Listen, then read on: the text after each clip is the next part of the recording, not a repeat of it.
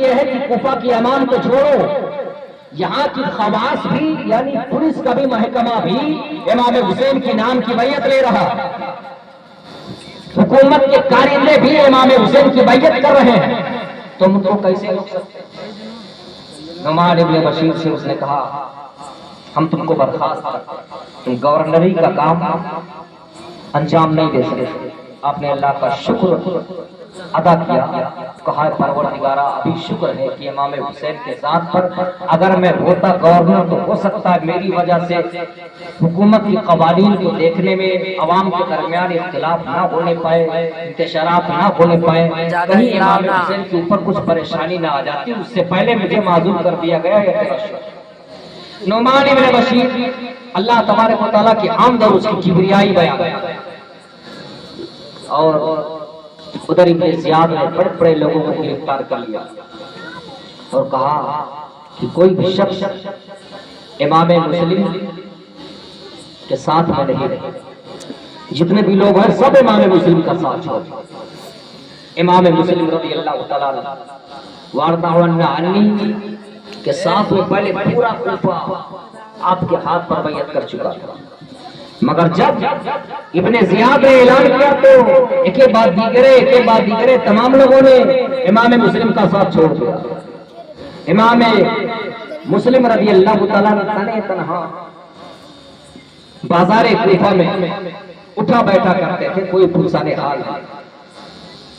ادھر آپ کے تلاش اور آپ کے جستجو میں ابن زیاد نے غلام کو 3000 درہم دیا، کہا کہ جائے امام مسلم کو تلاش کرو۔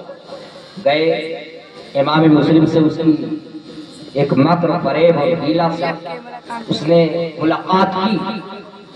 جب آپ مسلم ابن اوسجہ اسدی کے کہنے پر ہانی ابن عروہ کے گھر میں قیام ہوا، اور ہانی ابن عروہ کے بارے میں ابن زیاد جانتا تھا، اس کے پرانے تعلقات۔ ماقل نے کہا کہ ہانی ابن عروہ کے گھر مسلم ابن عقیل موجود ہے، تاکہ ہانی کو بلایا جائے، ہانی کو پتہ نہ کرو کہ اس نے جا کر کے چغلی کر دی ہے، یہ اس کا جاسوس تھا۔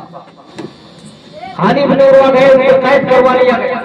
کوفہ کے بہت بڑے رئیس، کوفہ کے سردار تھے ہانی ابن عروہ، ان کو گرفتار کروا لیا، پکڑوا لیا، قید خانے میں ڈلوا دیا، کہا کہ تم باہر نہیں جا سکتے، مسلم ابن عقیل کو یا تو حاضر کرو۔ آپ نے فرمایا کہ میں کسی بھی حالت میں ان کو حاضر نہیں کر سکتا، اس لیے کہ میں ان کو امان دے چکا اور میں ان کے ساتھ میں غداری اور بے وفائی نہیں کر سکتا۔ ان کو مارا گیا، پریشان کیا گیا، قتل کرنے کی ان کو سازشیں کی گئی۔ پھر ابن زیاد نے اعلان کیا آج کے بعد مسلم ابن عقیل کے ساتھ میں کوئی بھی شخص نہیں رہے گا، ان کی بیعت توڑ دو۔ امام مسلم اتفاق سے مغرب کی نماز پڑھ رہا تھے، 500 آدمی حاضر تھے، نماز جب ختم ہوئی تو صرف ایک آدمی گئے۔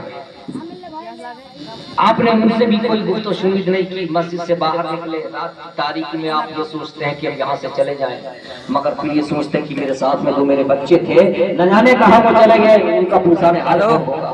الغرض نامی ایک گھر کے اندر گئے، ایک ضعیفہ بیٹھی